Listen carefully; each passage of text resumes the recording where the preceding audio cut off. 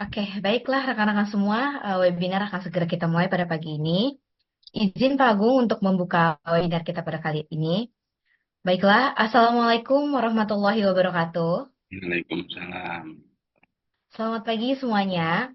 Saya ucapkan terima kasih kepada rekan-rekan semua atas waktunya untuk dapat mengikuti webinar kita pada pagi hari ini. Sebelumnya, perkenalkan nama saya Amanda Mahardika Saskia, selaku moderator pada webinar hari ini.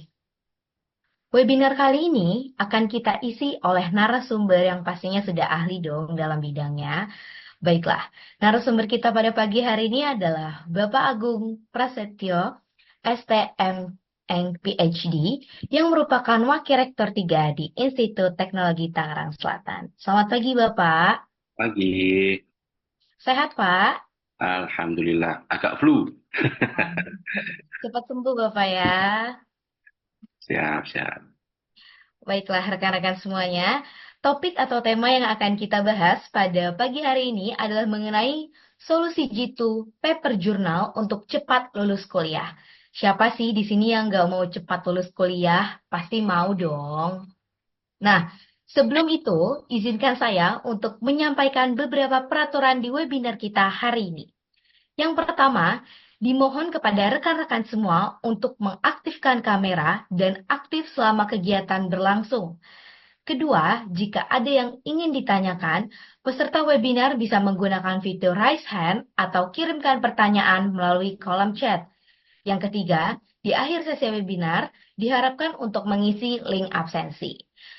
Dan pastikan rekan-rekan semua mengikuti webinar pada hari ini hingga akhir sesi.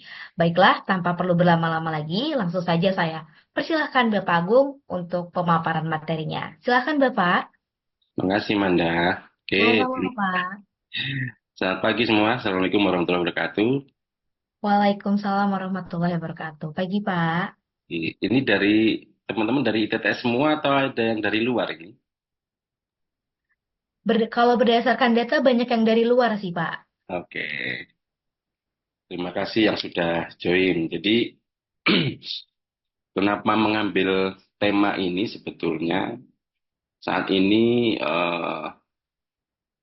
di kampus-kampus itu memang tidak lepas dari masalah penelitian ya, penelitian. Terus kemudian di dalam penelitian itu eh, baik itu skripsi begitu ya, maupun itu mau membuat paper atau karya ilmiah itu memang jadi salah satu hal yang apa ya saling bersinggungan begitu. Nah kalau di ITTS sebetulnya teman-teman yang masih semester satu atau sekarang ganjil ya 1, 3, 5, 7. Nah 5 dan 7 ini sebetulnya sudah harus ngegas ya. Kalau yang 1, 3 apa boleh Pak? Boleh gitu. Nah kalau di TTS itu sebetulnya kalau paper jurnal itu sudah dibuat, kemudian kalau misalnya sampai dengan publish begitu, nah itu bisa sebagai pegangan ya. Jadi nanti di semester 8 waktu ada mata kuliah tugas akhir tinggal ditunjukkan saja. Jadi Kak, harus diancang-ancang dari sekarang gitu ya. Oke, sebelum bagaimana sebetulnya solusinya gitu ya, saya mau menyampaikan dulu siapa tahu ada yang belum memahami gitu ya. Jadi sebetulnya paper itu adalah karya ilmiah yang ditulis dalam format tertentu. Ya, biasanya berisikan topik, pembahasan yang singkat ya, padat dan sederhana. Biasanya terdiri dari beberapa halaman. Nah, kalau teman-teman misalkan ada yang pernah membaca, mungkin ya, mungkin ada sekitar 8 halaman, 10, 12, dan itu biasanya nggak lebih dari 20 sih, pasti di bawah 20 biasanya begitu ya. Nah, sebetulnya kalau kita bicara skripsi atau tesis atau disertasi ataupun hibah macam-macam lah sebetulnya. Nah itu kan biasanya laporannya berhalaman-halaman ya gitu. Nah sebetulnya skripsi, tesis, disertasi itu kalau mau disederhanakan ya istilahnya di press begitu, ya isinya adalah paper ini sebetulnya gitu.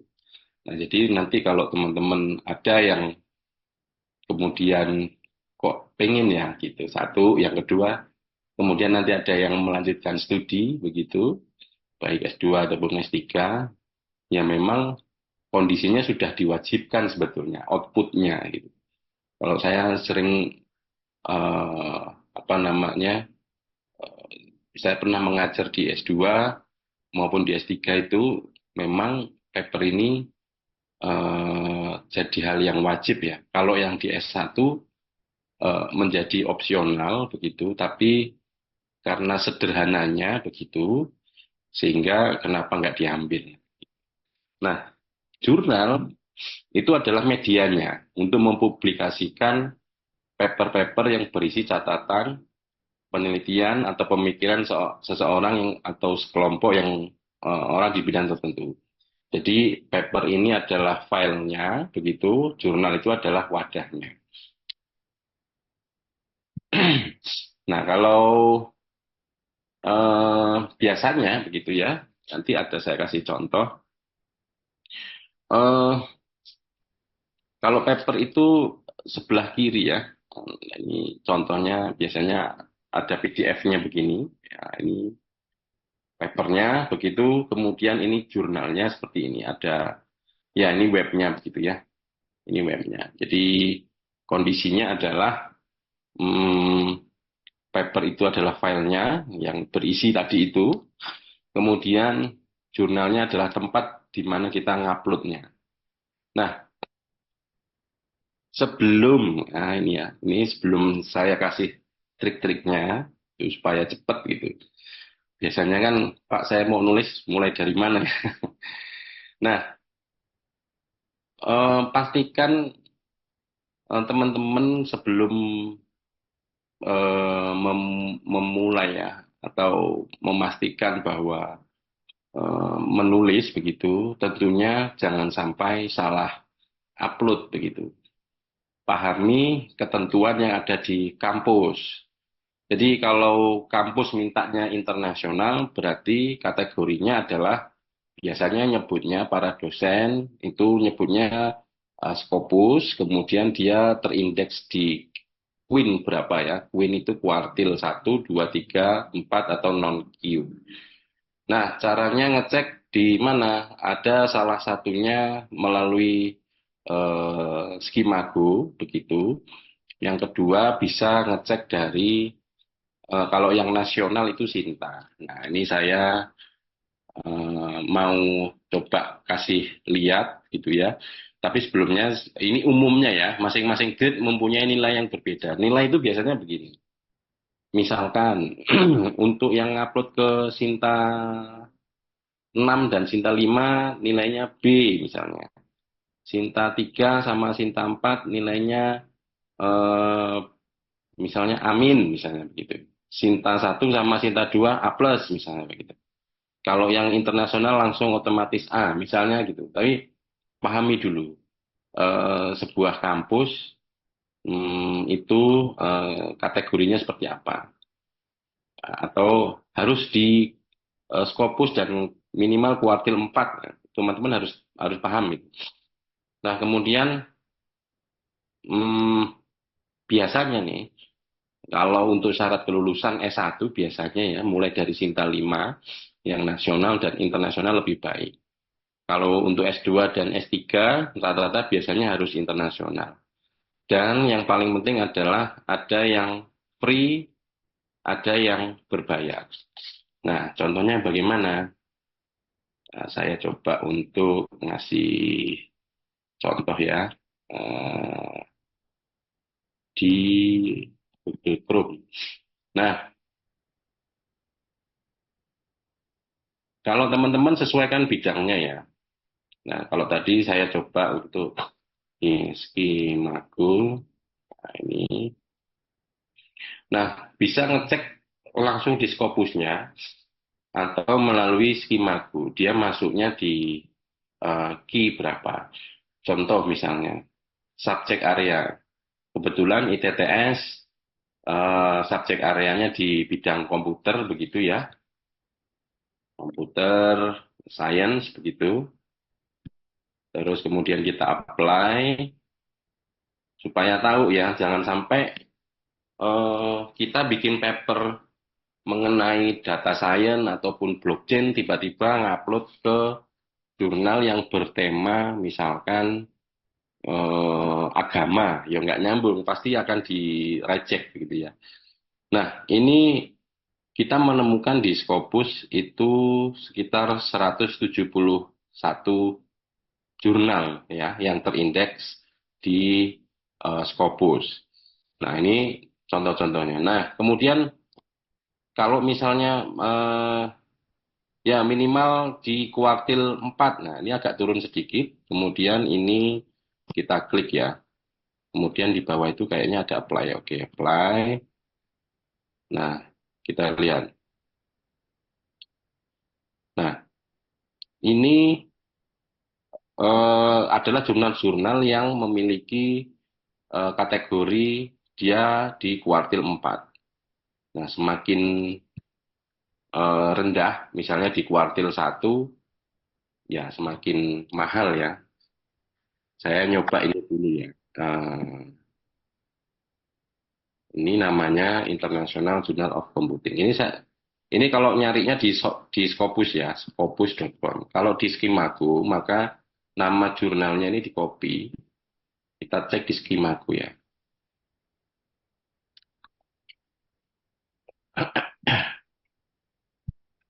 Nah ini International apa tadi? International Journal of Cloud. Oke, of Cloud Computing yang bawah ya. Oke. Nah, kemudian setelah diklik, teman-teman bisa turun ke bawah, kemudian cek nanti ada sejenis kayak tabel begitu.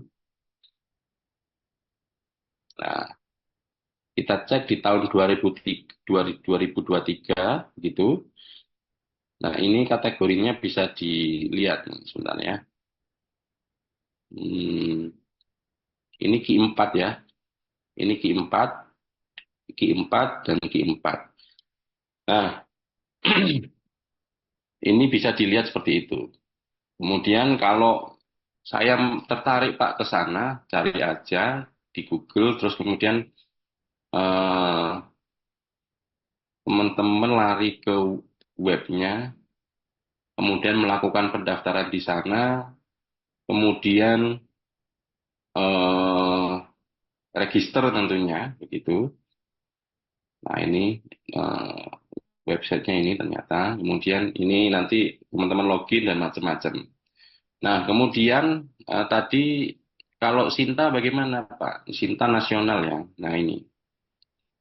Kemudian teman-teman masuk ke Sinta Kemendikbud seperti itu.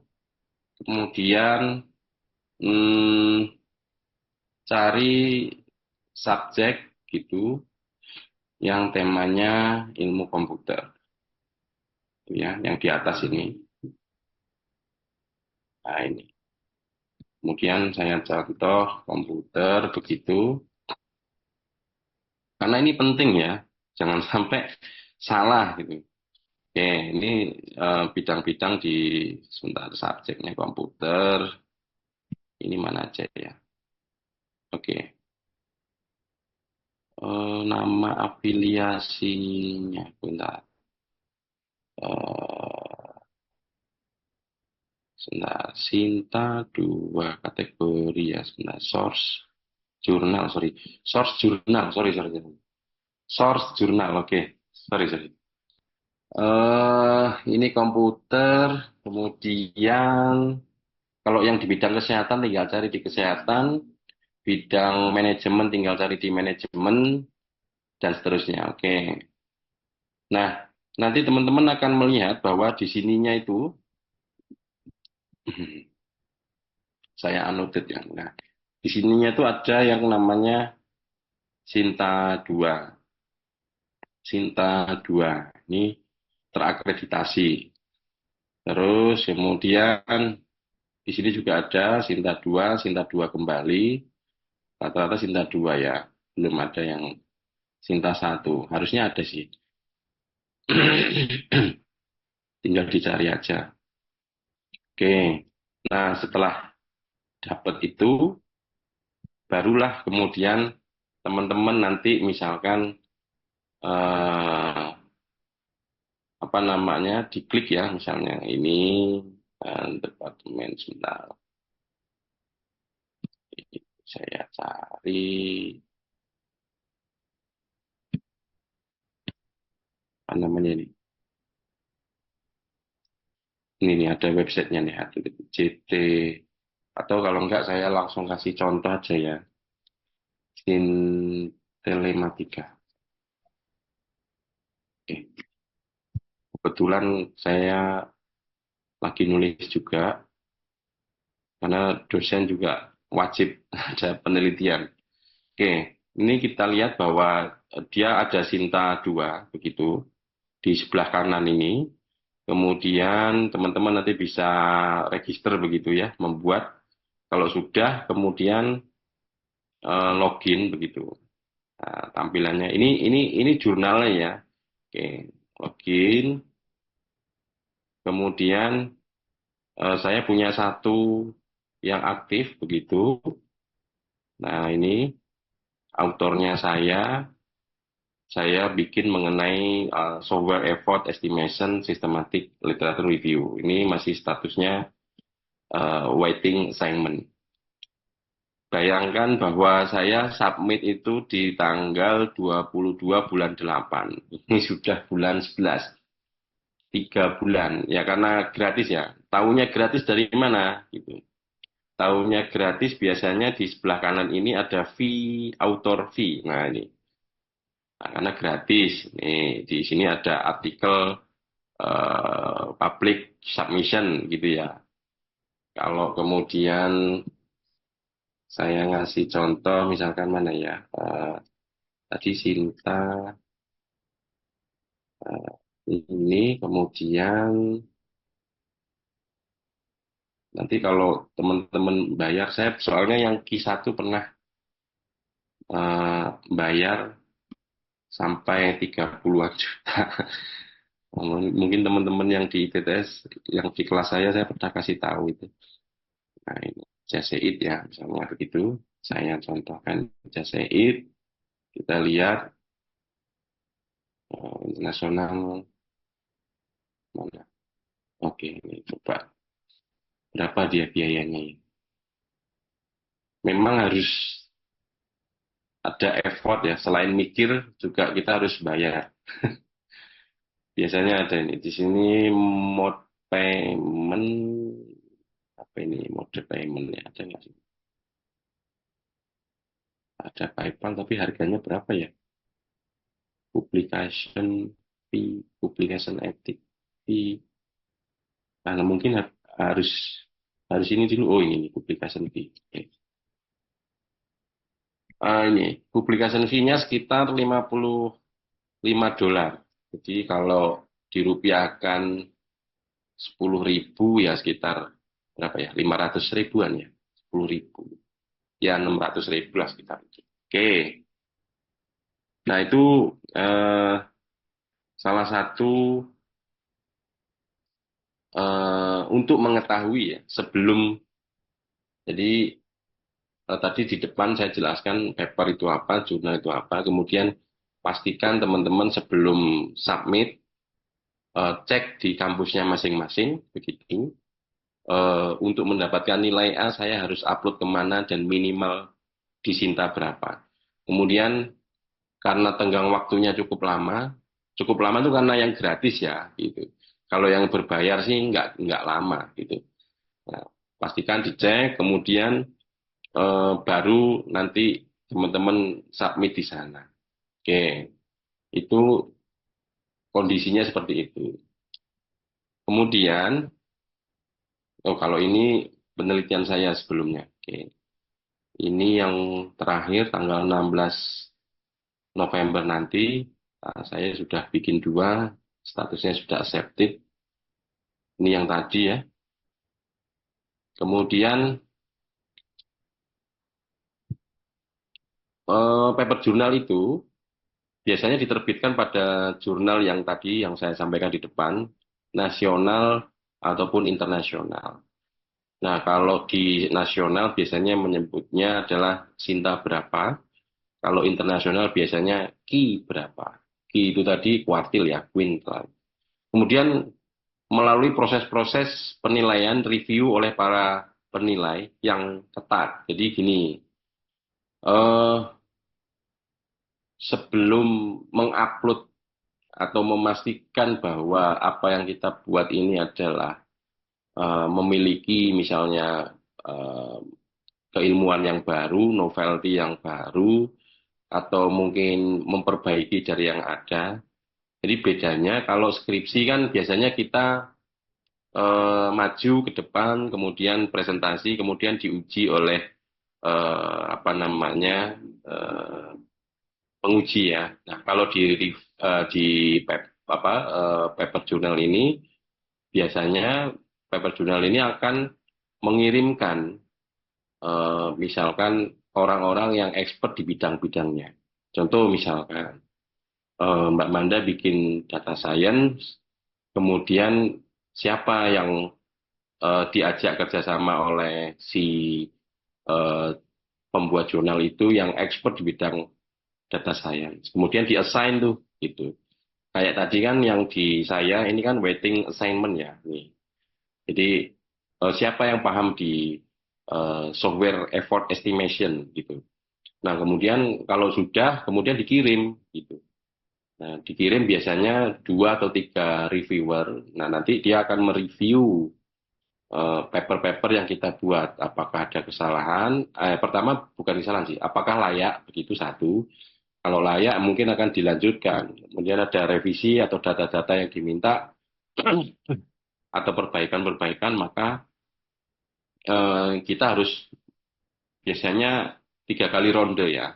Ron pertama memperbaiki, kemudian nanti ada lagi ron kedua, atau ron pertama sudah selesai ya. Kemudian nanti kalau misalkan apa namanya sudah cukup, kemudian lanjut, kemudian nanti untuk publikasi. Jadi dibuat, disubmit, direview, publish. Nah itu nggak bisa seminggu, paling nggak ya minimal berapa bulan, 2 bulan itu udah cukup bagus itu sebenarnya. Nah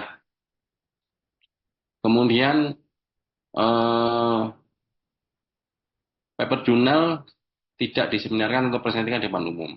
Itu kalau paper jurnal ya. Tapi kalau sifatnya conference, ya.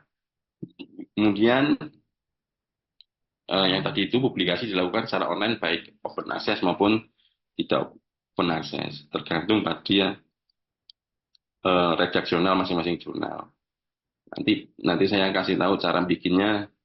Tapi saya mau memahamkan teman-teman yang belum pernah dapat begitu atau yang sedang membuat, kemudian atau yang belum pernah dapat materi sama sekali, atau yang lainnya silahkan disimak dulu.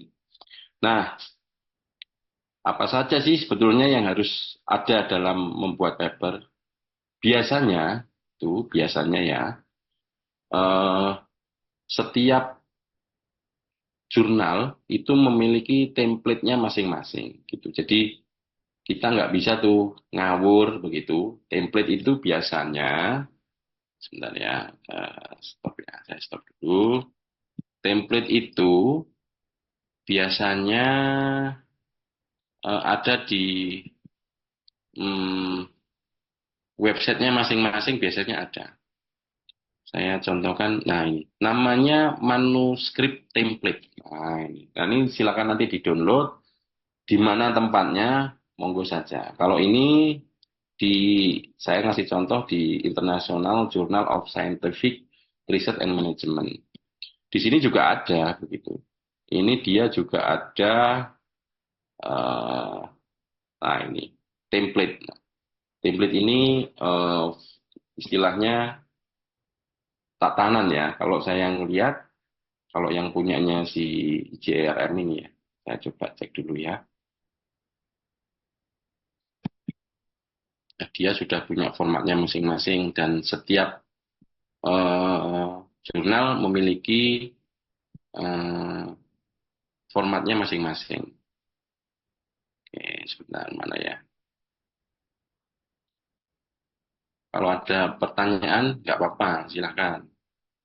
Sifatnya ini aja, sharing berbagi. Karena ini nggak bisa sejam 2 jam ini sebetulnya. Tapi nggak apa-apa lah. Oke, kayak gini bentuknya. Jadi dia eh, kalau teman-teman harus membuat begitu, nah ini harus diikuti judulnya, kemudian first authornya siapa, misalnya Manda, secondnya adalah saya, kemudian berdua saja atau bertiga boleh, berempat boleh. Eh, Sebetulnya nggak ada batasan, tapi umumnya adalah ya 7-8 itu sudah banyak itu sebetulnya. Kemudian nanti ada satu, dua, ini disesuaikan, misalkan Manda dari Harvard University, saya dari TTS, begitu tinggal disesuaikan saja. Kira-kira tampilan seperti itu. Nah, isinya biasanya yaitu eh, nantinya dia ada kualifikasinya seperti ini ya. Live marginnya harus berapa, semuanya ini harus diikuti. Nah, ketentuan dan sebagainya. Oke.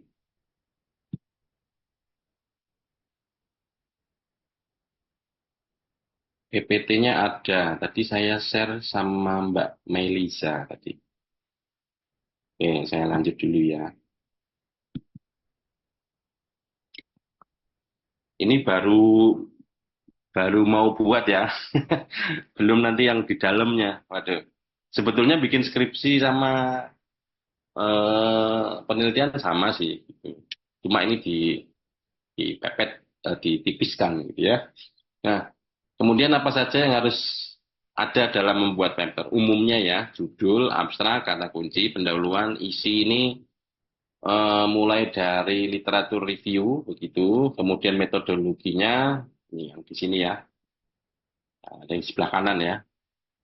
Nah, introduction itu pendahuluan, kemudian isi dan pembahasannya itu biasanya ada literatur review, metodologi, kemudian ada key fundingnya, kemudian additional result, kemudian di sini ada penutup, ada conclusion, kemudian kalau misalnya kita berbaik hati, ya, baik hati itu konten konteksnya itu adalah memberitahu, misalkan bahwa variabel ini hanya memiliki eh, eh, bukan lima variabel begitu. Silakan ditambahkan dengan satu variabel ini ya. Itu sudah memberikan kata kunci ya. Jadi tinggal diteruskan. Itu kalau mau berbaik hati gitu. Tapi kalau enggak ya kita harus membaca. Intinya kalau enggak hobi baca, waduh, agak repot ini. Tapi nggak apa-apa. Nah, bagaimana cara merumuskan judul? Judul ya. Hmm, saya sambil mungkin sambil bertanya teman-teman, ini bidangnya semuanya apa nih? Komputer kah atau ada yang lain? Passionnya? Kalau Mbak Manda passionnya apa ini? Saya digital marketing, Pak. Oke, ketemu ya. Digital marketing itu kan domain besarnya ya. Iya, betul, Nah, Pak. tapi kalau mau meneliti kira-kira digital marketing atau dunia digital itu kan masih domain besar. Kemudian dikerucutkan, dikerucutkan, dikerucutkan. Nah, caranya misalkan digital marketing atau di sosial media, digital sosial media banyak ya, banyak. Nanti tekniknya macam-macam begitu. Nah, nanti bisa eh, di akhir nanti saya kasih sedikit demo deh. Nah, gitu ya. Umumnya, nah ini yang atasnya. Biasanya umumnya terdiri atas subjek, dan permasalahan solusi. Nah, biasanya saya sambil nanya dan mungkin sambil nyatet, Mbak, karena ini Mbak Manda yang jadi tersangkanya. Tadi di digital marketing kira-kira apa sih Mbak yang jadi problem di digital marketing itu apa? UMKM ya atau apa?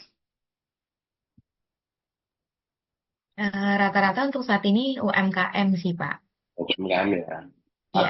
Apa? Karena gapteknya atau orangnya atau bagaimana? Cara mempromosikan penjualannya sih, Pak. Oke, Kalau orangnya sih enggak. promosi ya. Entah, saya tak ngambil kertas sambil nyatet. Nanti biar nggak lupa. Kita harus bikin dulu. Jadi digital marketing, kemudian di UMKM ya, UMKM, kemudian promosi. Oke, kita sudah dapat 3 clue ya. Nah, kemudian biasanya mewakili ini untuk judul ya. Tapi sebetulnya judul itu bisa di akhir. Tapi yang penting saya tahu rencananya apa gitu. Kemudian mewakili substansi naskah akurat dan memprediksi konten. Kemudian menarik apa namanya eh, menarik dan memikat pembaca. Kemudian tidak selalu kalimat berita, ya. Untuk judul, umumnya seperti itu. Terus kemudian hindari, biasanya ya ini hindari, karena saya juga reviewer di berbagai jurnal juga. Kalau pas ketemu saya, Manda ya enak juga gitu. Kurang ini ya. Tapi kalau nggak kenal ya recek gitu. Oke. Eh, Misalkan hindari merumuskan judul itu yang terlalu luas dan terlalu panjang. Gitu. Biasanya ya itu maksimal 15 lah ya. 15 eh, apa kata. Kalau misalnya terlalu luas, misalnya pengaruh model pembelajaran berbasis eh, masalah terhadap hasil belajar prodi informatika semester 3 di Kota Tangerang Selatan pada materi critical thinking. Yo, terlalu panjang dan luas ini. Ini apanya yang mau dicari? Tapi juga hindari juga untuk judul biasanya singkatan yang tidak jelas atau kata yang tidak umum misalnya. Iya, kita reviewer juga nggak akan tahu nih harus cari-cari. Iya kalau ketemu istilah-istilah yang mungkin kita sering baca, kalau enggak, gitu. Misalnya implementasi model pembelajaran based learning gitu. Itu kan PBL dan TPS terhadap KM dan KBK siswa. Ya, kalau misalnya orang tersebut yang bikin ya mungkin ngerti gitu, tapi bagaimana mencoba membuat satu judul itu memang tidak terlalu luas, pendek tapi penuh makna gitu ya. Jadi misalkan problemnya apa, teorinya apa, mau menggunakan apa. Biasanya sederhananya seperti itu. Nah, kalau untuk di abstrak, tuh, ini kan tadi saya coba ya. Ini kan tadi kata kuncinya umumnya ada judul, abstrak, dan lain-lain ya. Nanti saya akan bahas dan nanti ada sedikit demonya. Oke. Nah, misalnya begini. Di dalam abstrak, ini yang sering kali salahnya. Ini yang saya sempat mencoba untuk yang baik itu memang abstrak itu umumnya ya, ini umumnya itu 200 sampai 250 kata dan isinya seperti di samping. Biasanya yang menjadi penting itu apa sih di satu paragraf begitu. Kemudian dilanjutkan ada gap. Eh, jadi kalau kita bicara bahwa ini kan judulnya Understanding the Factor Supporting Language Teacher, Sustain Motivation Until Retirement. Nah, di sini bahwa apa namanya profesi begitu di apa bahasa begitu. Nah, ini bagaimana mereka memahami tentang identifikasi personal ya sebagai profesional yang group. Nah, di sini gap-nya katanya whoever research on the factor behind the sustained happiness in the teaching profession is limited. Nah, ini gap-nya. Tapi eh, ini teman-teman akan nanti ya, kalau nggak bisa bahasa Inggris agak repot. Tapi nggak apa-apa lah. Gitu. Tapi memang paper-paper yang bagus umumnya bahasa Inggris. Dan suatu saat, bukan suatu saat, ingat bahwa semua akan matematika pada waktunya. Nah, kemudian isinya biasanya important gaps objektif misalnya tujuannya. Nah, ini kan the main objective uh, this qualitative study. Kemudian diterangkan sebagai uh, ini bahwa motivasi dan efektif untuk seorang guru. Kemudian di sini bilang bahwa di situ ada metodenya, metodenya pakai apa. Nah ini kalau saya nge-review, kalau ketemu begini seneng nih. Nah jangan sampai kejadian-kejadian seperti eh, pimpinan-pimpinan kita begitu di luaran sana ya, gitu bahwa sempat kemarin ada aja masalah yang eh, apa namanya seperti Pak Bahlil begitu ataupun tiba-tiba lulus begitu ataupun yang dapat dokter tapi honoris causa dan sebagainya tanpa pernah menulis dan sebagainya ini bagi kami atau saya yang benar-benar study gitu ya benar-benar kerja mikir begitu menulis sendiri ya, kayaknya kok mudah sekali gitu. Kemudian key finding, temuannya apa dan implikasinya seperti apa. Biasanya seperti itu dan di bawahnya biasanya untuk keyword itu eh, maksimal mungkin 4 atau 5. Itu biasanya. Di sini di paling bawah keywordnya itu dia ada basic psychological needs, kemudian language teacher, kemudian motivation, kemudian retail teacher, kemudian self determination theory. Nah, jadi dia kata kuncinya pakai itu. Contohnya seperti itu. Nah, di pendahuluan, jadi kan di dalamnya paper itu isinya apa aja gitu. Nanti supaya teman-teman bisa mengetahui.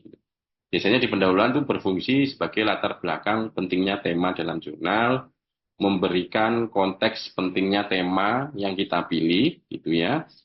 Kemudian menjelaskan tujuan melakukan riset dan kemanfaatan yang dapat diperoleh dari eksplorasi tema tersebut. Kemudian riset-riset terdahulu. Nah, kalau tadi Mbak Manda menyampaikan terkait dengan digital passionnya, digital marketing, problemnya adalah di UMKM dan promosi, maka eh, yang menjadi PR berikutnya adalah dalam penulisan apa yang sudah dilakukan peneliti-peneliti eh, sebelumnya, sudah melakukan apa. Gitu. Nah, tujuan meneliti ini kan kemudian Mbak Manda ingin memperbaiki, oh ternyata misalnya Pak Anas atau Pak Agung sudah melakukan dari sisi penambahan variabel misalnya. Kalau di UMKM promosi misalkan harus ada faktor halalnya, variabel yang belum ada begitu. Atau mungkin respon atau penyajiannya misalnya.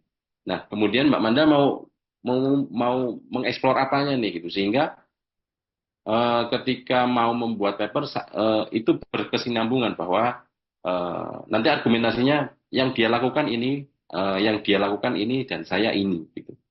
Nah, dari situ maka nanti akan ketahuan bahwa reviewer oke gitu bahwa yang dilakukan ini berbeda gitu. Tapi jangan sampai ini yang sering terjadi. Variabelnya sama, subjeknya sama, hanya beda kota. Yang satu misalnya di Solo, yang satu misalnya di Pontianak gitu. Ya jangan gitu. Tapi ada kalau beda beda nggak beda gitu. Misalkan saya misalnya nih menjual bakso Wonogiri di BSD, laku nggak laku. Oke, saya bawa ke Pontianak, laku nggak belum tentu gitu. Karena lidahnya atau mungkin rasa atau mungkin kesukaan orang kan beda-beda. Jadi eh, perlu dites ya, istilahnya begitu. Jadi isinya biasanya seperti itu. Jadi udah tadi di awal bahwa saya sampaikan kita harus mengetahui dulu bahwa oh di luaran sana bahwa ada termasuk ITTS itu memberikan opsi bisa lulus bahkan dari semester 1 itu untuk melakukan penelitian. Karena penelitian ini nggak bisa sehari 2 hari gitu ya, berbulan-bulan mungkin. Belum nanti submitnya. Kemudian pas submit kita cek nih di akademi. Pak, kalau saya mau submit paper jurnal eh, di kita untuk mendapatkan nilai A misalnya itu ada di, nah kalau yang nasional minimal berapa ya? Itu tolong ditanya. Oh minimal Sinta 3, oke.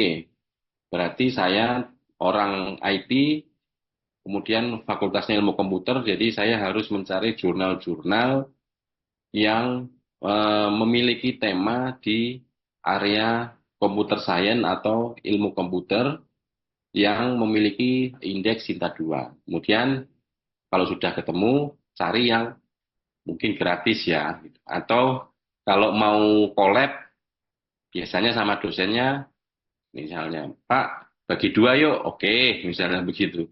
Atau Bapak yang bayarin. Ada seperti itu. Ya, monggo-monggo aja. Nah, kemudian barulah kira-kira kita mau menulis tadi itu digital marketing kah, data science kah, artificial intelligence kah, atau mungkin hal-hal yang sesuai dengan passion kita atau prodi kita gitu ya. Nah, jangan sampai komputer science kemudian nguploadnya di jurnal agama ya, agak susah. Nah, kemudian metode biasanya lebih ringkas bagian metode. Kemudian jelaskan pendekatan. Nah, kalau yang di skripsi memang metode itu dijabarkan sampai berhalaman-halaman. Nah, kalau yang di skripsi ini, yang di jurnal ini ya metodenya kita ringkes, misalnya pakai misalnya langsung aja, misalnya pakai topsis atau pakai COBIT atau pakai multi kriteria decision making atau fuzzy macam-macam gitu. Nah, kemudian desain penelitiannya perlu dijelaskan secara detail, tapi singkat saja begitu, karena kita dibatasi halaman sebetulnya. Kemudian yakin bahwa metode yang kita terapkan dapat menjamin reliabilitas dan validitas dari hasil penelitian kita. Catatan, reviewer akan melihat ketepatan pemilihan metode dan apakah desain yang ditawarkan dapat menjamin bahwa temuan kita logis dan dapat dipertanggungjawabkan. Tuh. Jadi nanti kalau misalnya Mbak Manda bikin, submit di mana, kemudian reviewer akan melihat bahwa kenapa ya si Mbak Manda ini menggunakan metode A begitu, kemudian desainnya seperti ini. Jadi sebelumnya di pendahuluan tadi diceritakan bahwa si Agung tahun 2022 pernah melakukan penelitian digital marketing di UMKM, aspek promosi menggunakan metode ini, tapi hasilnya misalkan kalau Mbak baca di sebelumnya misalnya cuman mempunyai efek 75%. Oke, diperbaiki oleh Pak Anas. Cuman 75,01. Jadi penelitian itu 0,1 sudah dianggap sah gitu. Nah, kemudian Mbak Manda mencoba bahwa saya mau pakai metode Y begitu karena sebetulnya Y ini pernah diterapkan oleh misalkan Mbak Mei begitu untuk menyelesaikan aspek ini. Saya mau mencoba. Nah, itu cara berpikirnya seperti itu.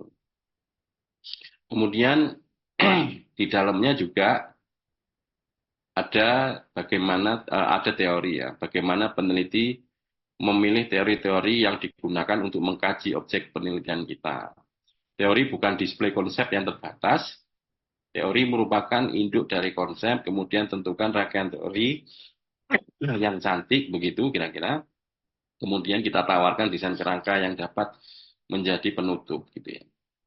Nah, kemudian kalau sudah melakukan proses penelitian itu kan tentunya sudah ada temuannya ya. Kira-kira apa? Kalau tadi bahasanya adalah sederhananya sebelum meneliti kita mengetahui bahwa aspek promosi lah yang menjadi problem gitu. Nah, kemudian dibahas, kemudian simpulan. Itu. Jadi isinya di dalam misalnya 8 halaman atau 10 halaman atau 15 halaman itu ya isinya itu tadi. Tapi sebetulnya lebih pressing ya ketimbang skripsi. Oke, mungkin ini yang ditunggu-tunggu ya. Mari kita mulai. Tadi baru pemanasan ya. Jadi ingat ya bahwa tools ataupun AI hanya untuk membantu. Jadi jangan menggunakan ChatGPT untuk mengurangi rasa rasa apa ya ilmu kita, rasa mendekatkan diri pada penulisan dan sebagainya. Tapi tools ini untuk membantu. Oke, kalau untuk mencari dokumen kan tadi saya sampaikan ya bahwa gimana saya pengen tahu digital marketing, kemudian UMKM atau promosi itu sudah banyak yang ini belum gitu ya. Saya coba pakai kalau teman-teman bisa install ya kalau ini Publish and or Paris ini sederhana ini. Saya coba mau demokan sebentar. Itu atau yang lain-lain nanti ya. Publish and Paris. Oke,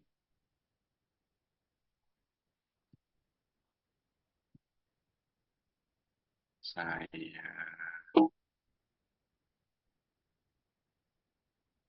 oke, saya search dulu Publish and Paris. Oke. Kelihatan ya, namanya kelihatan Mbak Manda, softwarenya ya. Lihat, Pak. Oke. Nah, kalau tadi eh, misalkan digital market digital marketing, kemudian PT kasih koma, kemudian UMKM, kemudian promosi. Oke. Nah, biasanya para reviewer ataupun dosen itu paling senang biasanya kita melihat penelitian 5 tahun ke belakang. Dan jadi years-nya misalkan kita coba untuk tahun 2020 sampai 2024 gitu ya. Kemudian kita search gitu. Nah, ini maksimum number of result-nya kalau misalnya mau 200 ya boleh, mau 1000 juga boleh begitu ya. Nah, kalau bahasa Inggris ya kalau nemu bahasa Inggris ya bahasa Inggris. Tapi kalau di Publish and Paris ini tergantung ya. Itu di awal nanti kita ada setting apakah mau ke Google Scholar ataupun di Scopus. Gitu. Tapi kalau di S1 biasanya untuk di Scholar juga bisa. Nah, ini kita sudah mendapatkan, kemudian setelah mendapatkan ini misalnya penerapan, nah ini cek ya.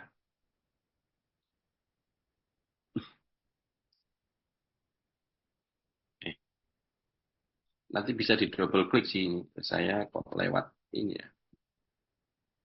Sebentar. Tadi saya melewati ini. Nah, ini. Tadi setelah saya klik, nah ini penerapan digital marketing sebagai strategi pemasaran untuk meningkatkan daya saing UMKM. Oke. Nah, ini macam-macam ya. Oke. Setelah itu eh, saya coba untuk sedikit tadi ada ya yang sorry. Ini mana yang saya ini screen yang di sana tampilannya apa?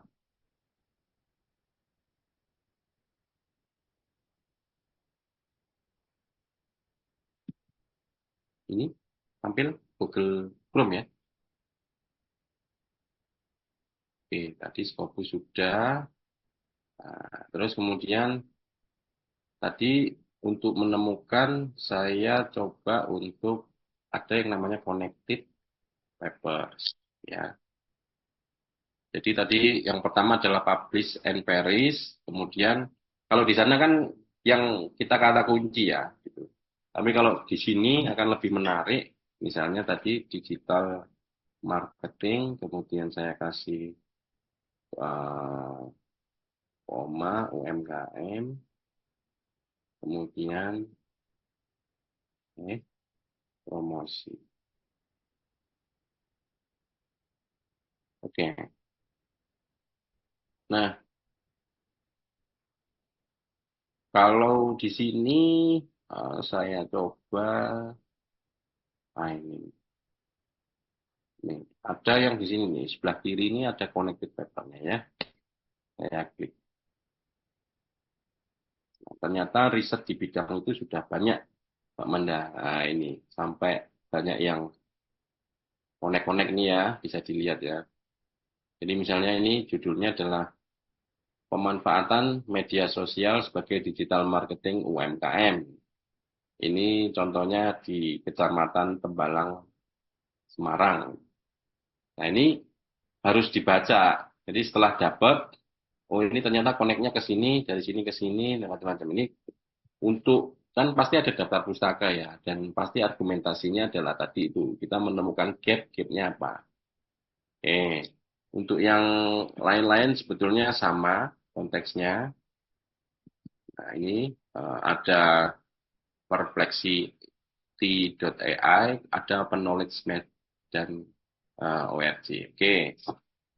Nah, setelah dapat, ya kalau bahasa Indonesia masih kita baca ya. Tapi kalau bahasa Inggris gimana gitu. Atau mungkin bahasa Indonesia juga kita mereviewnya juga gimana caranya. Oke. Saya coba untuk membuka dulu namanya PDF JIR. Gratis ini. Saya coba cari dulu softwarenya. PDF JIR. Oke.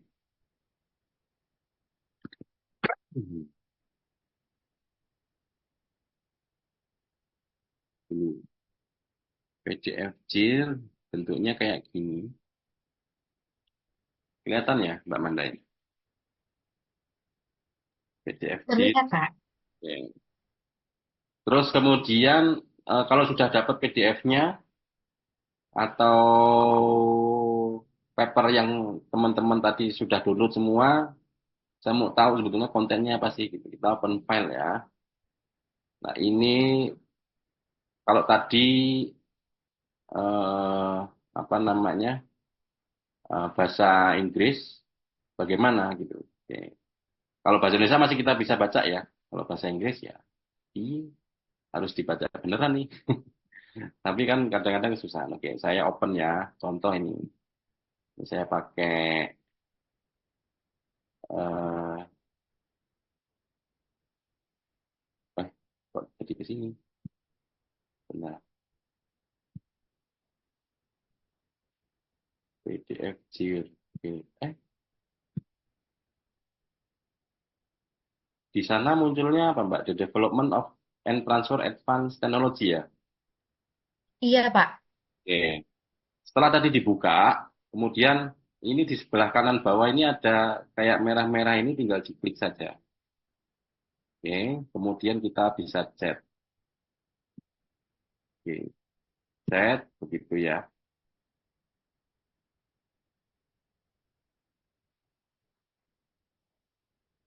Terus kemudian kita ketik apa kesimpulan dari paper ini. Ya, kita coba ya.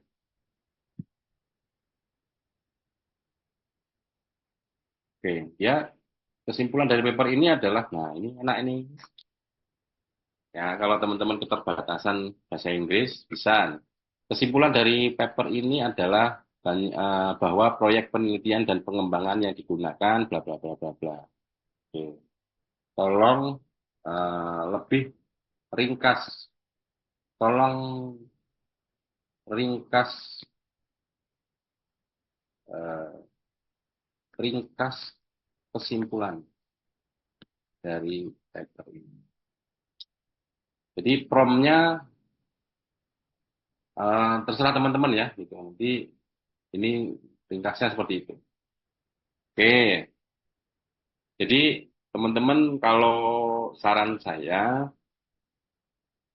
eh, supaya nggak bingung, begitu. Jadi tadi eh, ini kalau versi saya ya, versi saya adalah eh, cari paper yang dari jurnal yang bagus-bagus. Jangan yang dari bawah-bawah. Kenapa? Karena yang bawah itu pasti dia ngelihatnya penelitian yang atas-atas. Nah, jadi setelah dapat, misalnya, saya dapat dari Sinta satu ataupun dari internasional, gitu. Ambil misalnya dengan 10 paper yang sesuai dengan tema kita, 10 aja. Kemudian teman-teman masukkan ke PDF JIR ini, kemudian suruh ngeringkas begitu, kemudian sudah tahu nih gapnya apa. Oke, jadi setelah tahu tadi passionnya adalah di digital marketing, kemudian UMKM promosi, masukkan ke sini. Ini bahasa Indonesia, bahasa Inggris aja sudah bisa di Indonesiakan, gitu ya. Apalagi yang Indonesia pasti sudah bisa. Jadi tadi yang di pertama, eh, yang pertama ini ya, untuk mencari dokumennya adalah bisa di publish or perish, connected paper, ataupun perplexity.ai, ataupun openknowledgemap.org. Oke, untuk mengetahui dan membaca tadi domain-domain besar. Setelah itu kalau kesulitan, kemudian untuk mereview, tanya deh sama PDFJ. Oke, nah sekarang kalau sudah dapat, wah gimana nih cara nulisnya, kan gitu. Nah, saya nemu namanya quillbot.com/flow ya. Saya mau kasih tahu dulu. Ini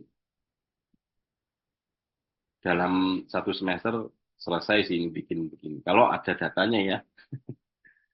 Kalau nggak ada datanya ya dapat juga. Google Chrome. Oke. Oke. Nih. Kalau kalau Quillbot daftar dulu dan ini gratis. Nanti kalau nggak ketemu maka kenapa saya mencantumkan ini plagiation checker dan sebagainya. Mencantumkan slash flow karena beberapa toolsnya itu kadang-kadang bingung ya. Jadi nanti kalau sudah dapat, nah yang di atasnya ini slash flow. Ya.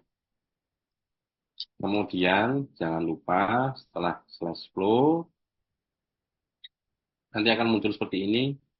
Kemudian di sini ada esai, ada research paper, macam-macam. Kalau saya coba untuk esai. Oke, tentang pengaruh dan seperti itu, promosi untuk UMKM pada aspek digital marketing. Oke, ingat ya, AI hanya untuk membantu ya. Tuh, kita tunggu apa yang bisa dibantu oleh Quillbot. Oke, oke, Mbak Manda ini sudah dibuatkan. Sudah dibuatkan introduction isinya apa saja. Atau mau Pak Ono biasanya sering bikin buku kan? Nah, pakai ini. Ini tapi memang masih berbahasa Inggris ya. Saya masih belum nemu yang berbahasa Indonesia. Jadi intinya kalau tadi judulnya adalah eh, mengenai digital marketing, UMKM dan promosi, ini sudah disampaikan bahwa pertama mengenai introduction-nya dulu, kemudian ini pengaruh promosinya, kemudian ini target audiensnya, kemudian data driven-nya seperti apa, terus ini sudah dibuatkan. Oke, pertama kalau misalkan, waduh ini saya mau nulisnya gimana ya, gitu. Dimulai dari mana ya, gitu. Nah ini saya enter dulu di sini. Oke. Kemudian di sebelah sini ada tanda kayak petir ya, ini hijau-hijau ini. Tinggal diklik saja, kemudian macam-macam ya ini. Bisa dicoba nanti. Ini ada generate ID. complete paragraf, start new paragraf, karena kita baru mau mulai, gitu, kita start new paragraf ya. Suruh nulis aja dulu. Ah, itu sudah jadi tuh Mbak. Pertanyaannya adalah, apakah ini disetujui? Kata-katanya kalau iya ya wes. Gitu. Nah, kemudian, wah ini dari mana ya? Kan pasti argumentasi kalau bikin paper itu harus ada argumentasinya dari siapa begitu. Nah, ini eh, bisa dicari melalui source atau riset. Coba ini ya, saya coba di yang kedua. Kemudian saya riset. Nah ini kalau ini akademiknya di off kan nggak bisa, ini harus di on kan. Oke. Kemudian eh, eh, saya mau kata kunci misalkan metode analisis promosi dalam UMKM berbasis digital marketing. Ya enggak ya? Kita coba lihat. Oke. Tunggu.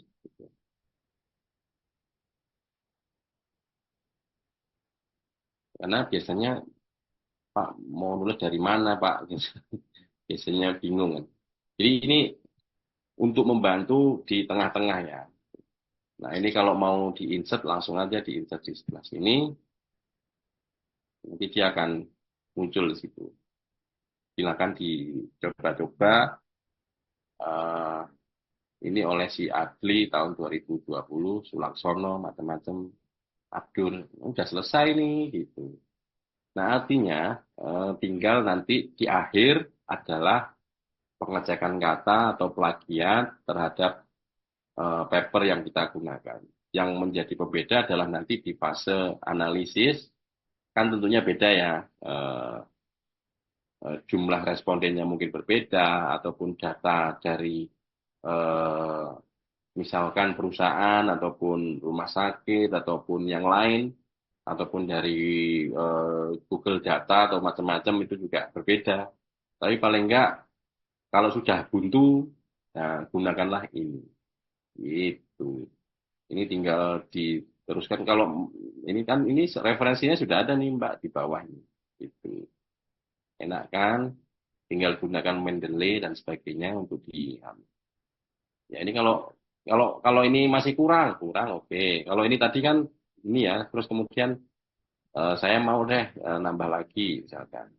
Misalkan ini di counter kata-kata yang tadi. Oke, saya counter aja udah ini. Nah, lalu saya accept atau di next boleh semacam. Ya, saya, oke. Pokoknya intinya Willbot ini mempermudah kita untuk mencari saya mulai dari mana harusnya nggak bingung sih. Dan kata kuncinya adalah mencoba dan ini tools bukan kemudian 100% begitu, tapi membantu, oh iya, ke sana. Gitu. Jadi harusnya teman-teman yang mungkin skripsi juga bisa, gitu. Nggak nyampe seminggu harusnya selesai. Itu Mbak Manda dari saya. Jadi eh, saya ulangi mungkin jadi di sesi ini terakhir kayaknya. Oke. Memang ini proses ya, tapi ini saya kasih trik yang paling cepatnya gitu.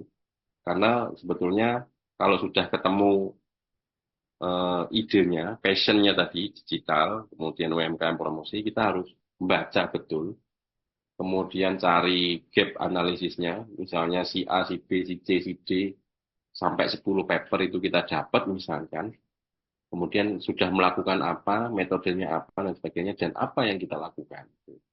Nah, untuk mencari itu, nah di sebelah kiri ini, teman-teman bisa menggunakan software atau aplikasi ini, gitu. Namanya, ini yang sering saya gunakan, Publish or Perish atau Connected Paper, tapi yang berbahasa Inggris. Gitu. Kalau yang berbahasa Indonesia pasti gini, saya mau nembak nomor satu, tapi yang saya baca nomor 10, oh ya, nggak dapat gitu. Nah, terus kemudian kalau saya sudah bingung, males, saya tanya, Mbok saya tolong direviewkan PDF ini.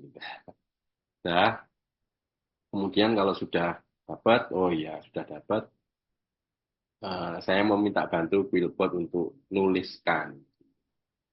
Nah, karena kita sudah tahu bahasanya, ya jangan langsung copy paste dari Quillbot-nya, tapi ya kita parafrase, kita sesuaikan macam-macam gitu ya. Jadi ingat, tools dan AI hanya untuk membantu, jadi bukan untuk 100%. Itu Mbak Manda. Terima kasih. Baik, Bapak, siap. Sama-sama, Bapak.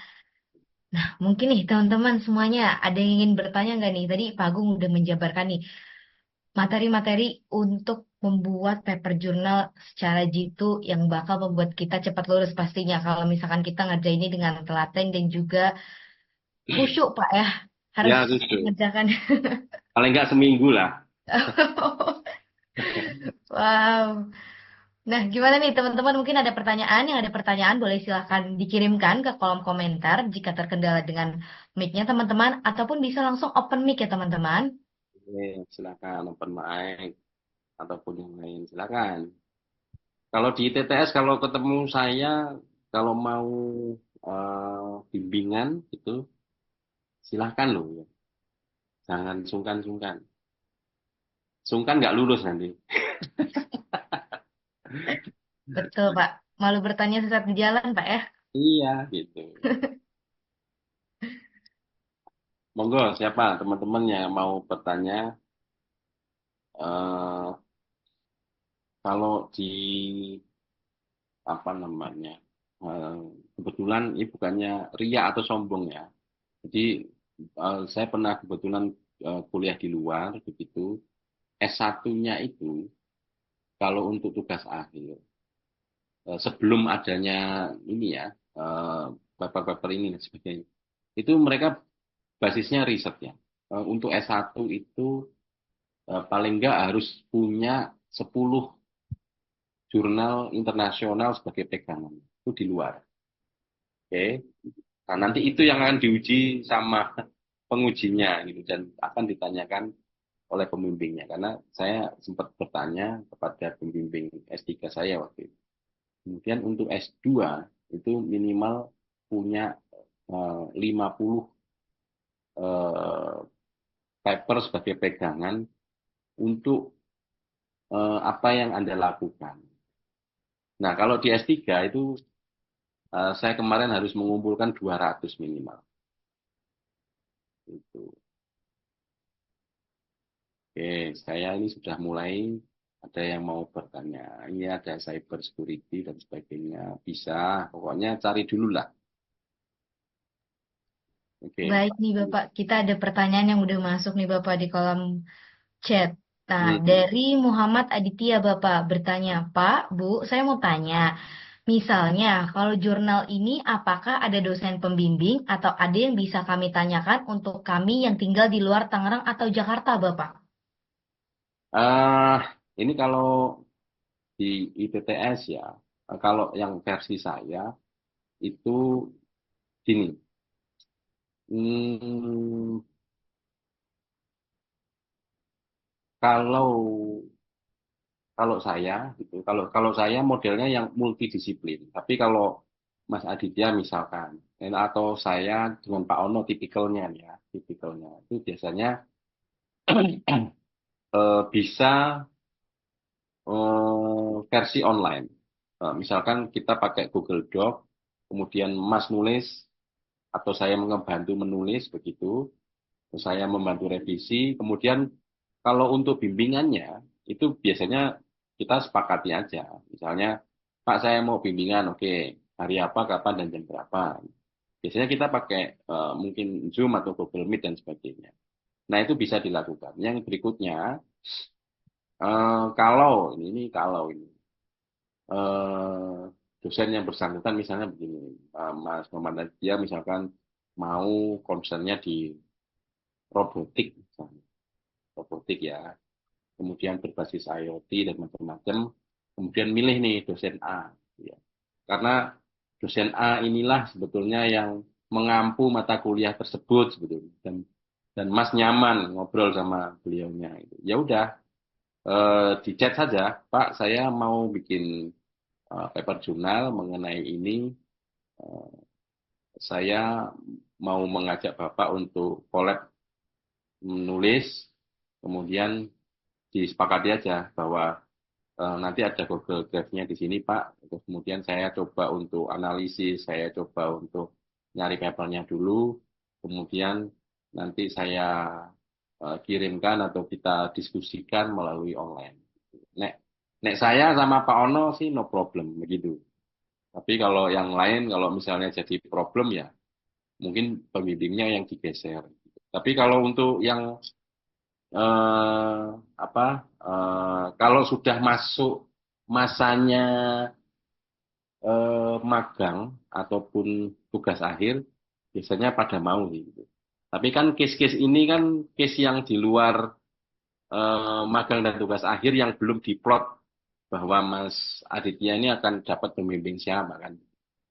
Nah, itu di luar area itu. Nah, itu memang eh, harusnya sih dosennya mau. Jadi jawabannya adalah eh, kalau ini dosen pembimbingnya itu ada atau tidak, itu kalau sudah masuk di semester yang akhir biasanya ada. Kemudian bagaimana untuk yang di luar Jawa ataupun di luar Jakarta, di luar Tangerang. Nah nanti biasanya pakai eh, disepakati sih. Kalau saya dengan mahasiswa saya yang kemarin lulus-lulus itu, saya pakai Google Meet begitu. Oke, saya mau lihat progresnya bagaimana. Ya lama gitu, one on one gitu.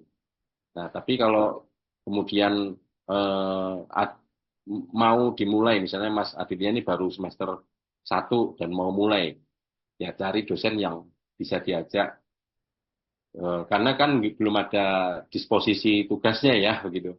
Padahal yang Mas kerjakan ini mungkin untuk semester 8. Nah, gitu. Tapi kalau mau apa namanya disegerakan, kalau tidak keberatan, nah, saya menawarkan diri bisa. Itu Mbak Manda. Baik, Bapak. Bagaimana untuk Mas Aditya? Apakah sudah cukup jelas Pak Agung sudah membuka penawaran diri untuk menjadi pembimbingnya nih? Kalau misalkan memang mau bisa langsung nanti hubungi kami saja agar bisa kami follow up ya Bapak ya. Nah, boleh. Kalau Mas Muhammad Aditya ITTS lo ya, gitu. Tapi kalau di luar ITTS ya, sampaikan ke dosen yang sana dulu. Tapi kalau kita mau, Pak, terima kasih. ya, tapi kalau mau collab beda kampus boleh. Saya sering berbagi collab dengan beberapa dosen di luar kampus ya. Gitu. Tapi kalau di dalam kampus dan eh, Mas Aditya adalah mahasiswa ITTS, saya bersedia. Materi awal bisa-bisa. Ada Mbak, nanti bisa sama Mbak Mei. Oke, baik. Mungkin sudah cukup untuk Mas Aditya ya. Kita Dan lanjut Bapak ya ke terus, next questionnya dari Mas Fatur. Katanya hal apa sih Pak yang sangat perlu kita perhatikan atau yang harus kita cari dulu sebelum menentukan kita akan menentukan riset jurnal apa? Soalnya biasanya kita yang bingung awalannya harus bagaimana karena masih belum terbiasa menulis Pak. ya, hal apa saja yang perlu kita perhatikan atau yang kita harus cari dulu sebelum menentukan riset jurnal. Eh, Mas, membaca jurnalnya orang itu adalah obat tidur yang paling bagus. Jadi kalau kita ngebaca pasti ngantuk, ngebaca ngantuk, nggak masuk macam-macam. Nah, sehingga apa yang harus kita awal mulanya gitu. Kalau saya sih bermula dari eh, kita tuh seneng apa sih passionnya gitu. Tapi passion itu dikonekkan sama aspek program studi sebetulnya. Gitu. Kalau Mas Fatur atau Pak Fatur ini di bidang informatika atau ilmu komputer misalnya, dan kemudian Mas mau seneng game begitu, passionnya di game, banyak loh Mas mengenai penelitian di game gitu. Nah, eh, apakah ada pengaruhnya game dengan kecerdasan orang? Terus kemudian apakah misalkan Mas mau nyari mana yang lebih baik antara misalnya Free Fire sama PUBG misalnya. Itu ada datanya. Kalau Mas pernah apa namanya, saya pernah membaca kebetulan. Itu ada yang membandingkan seperti itu. Nah, awal mulanya dari mana? Sebelum kita mau menulis itu adalah dari passion. Karena kalau kemudian kita nggak passion, endingnya nggak akan mudeng Mas gitu. Walaupun dipaksakan. Tapi ya nggak apa-apa sih sebetulnya, itu menambah wawasan aja. Nah, kemudian cara membaca papernya itu. Jadi pertama adalah menentukan passionnya dulu. Saya meyakini kalau eh, Mbak Manda ini adalah seorang digital marketing spesialis, kemudian saya kasih penelitian mengenai Python, pasti geleng-geleng nanti. Gitu. Udah eh, nggak sanggup Pak gitu. Eh, Programming Python gitu. Pasti nggak sanggup. Tapi kalau bagaimana Mbak mencari engagement terhadap TikTok ataupun Instagram, ataupun gimana supaya FYP misalnya, wah itu Mbak Amanda pasti seneng gitu. Tapi kalau kemudian disandingkan dengan pemrograman Python, wah nanti dulu Pak, nanti. Gitu. Nah sehingga pertama passion. Nah kemudian tadi kan setelah dapat 10 tuh, 10 itu yang inti ya. Jadi sebetulnya saya sebetulnya 10 itu inti. Tapi sebelumnya eh, kita mengumpulkan misalnya 50 atau 100 atau tadi saya sempat mencari 200. Kita lihat, baca dulu dari judulnya, kira-kira pas atau enggak. Kemudian di dalam abstraknya nggak usah keisi ya. Abstraknya yang tadi saya sampaikan, oh dia meneliti ini, gamenya ini, metodenya ini pas, oke diambil satu. Oh ini nggak pas buang, nggak pas buang gitu. Jadi yang pas-pas gitu, kemudian eh, kita sortir begitu, misalnya dari 200 jadi 75, oke masih kebanyakan. Kemudian eh, teman-teman setelah judul abstrak, kemudian teman-teman cek di metode. Nek menurut saya, metodenya saya mau yang eh, pengennya yang apa setelah tahu baca, oh, metodenya yang pas ini nih. Jadi dari 275 kemudian ke 30, 10. Nah, 10 inilah yang akan jadi saya pegang. Jadi untuk menjawab Mas Fatur, hal apa sajakah yang sangat perlu kita perhatikan atau yang harus kita cari dulu sebelum menentukan apa yang perlu kita riset? Pertama adalah passionnya dulu. Kemudian setelah tahu passion, misalnya tadi digital marketing sudah dapat, kemudian apa nih ya? Biasanya kan kalau riset itu kan tidak boleh pendapat ya, gitu.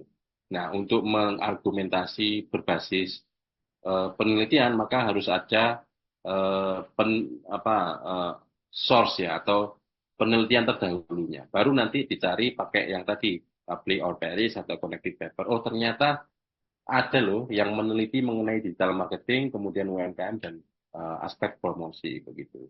Dan nanti baru dicari. Tadi saya sampaikan, oh ternyata Mbak Manda pernah membuat penelitian, tapi promosinya aspek halalnya nggak ada di variabel dia, tapi di penelitian yang satunya ada. Nah, saya mau pakai nih gabung, gitu.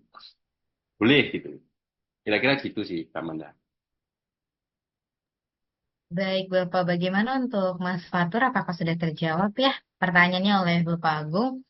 Nah, sebelum kita lanjutkan ke pertanyaan berikutnya, saya ingin menginformasikan bahwasanya kami sudah men-share link absen di kolom chat untuk para rekan-rekan sekalian bisa silakan untuk diisi dan juga bagi rekan-rekan semua yang ingin melakukan perencanaan penelitian bisa untuk mengisi link GFrom yang juga sudah saya share di kolom chat.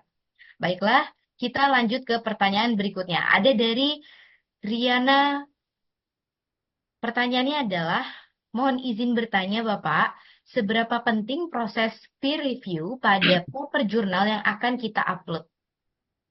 Oke, menurut saya sangat penting dan ini bahkan wajib ya. Tapi gini, teman-teman juga harus hati-hati juga ya.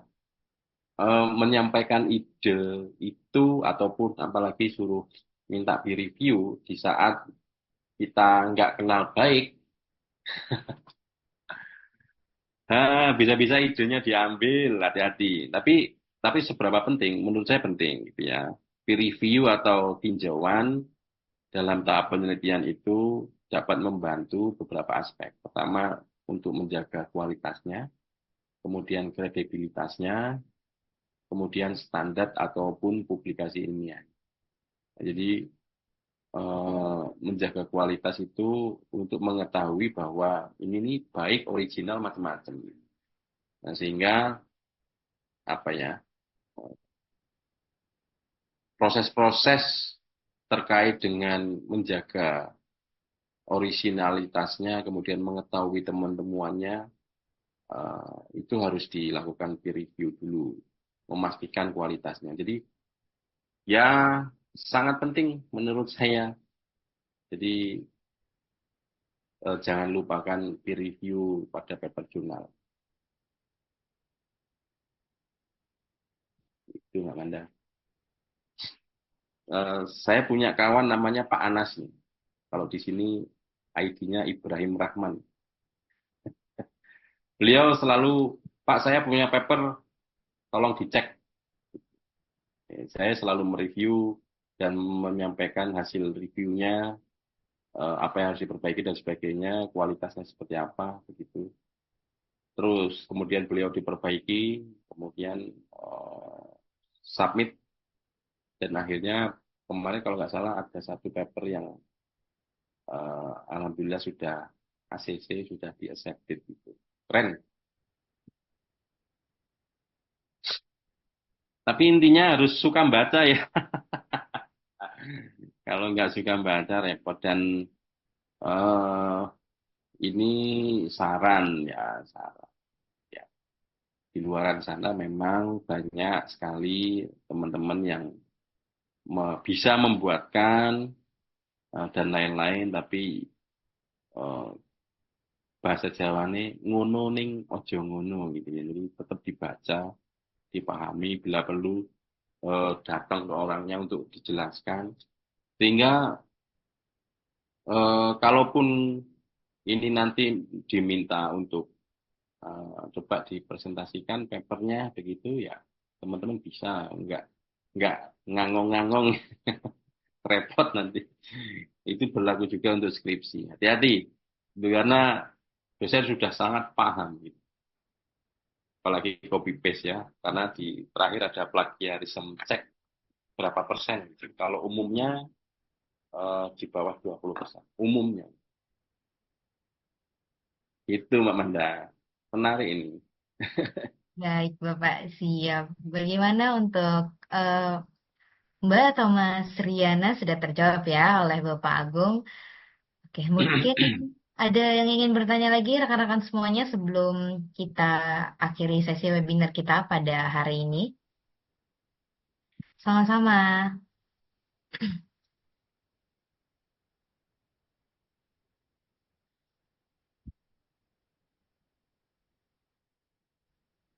Mungkin sudah tidak ada yang bertanya lagi ya, atau bagaimana?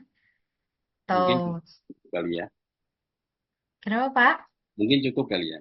Ini trik-triknya dulu gitu. Tapi memang masing-masing ya. Jadi kalau sudah masuk ke area dalam, tadi itu dari pertanyaan-pertanyaan itu sebetulnya sudah di dalam. Tapi trik jitunya adalah untuk mencari dokumen ini, mereview ini, membuat intinya seperti itu.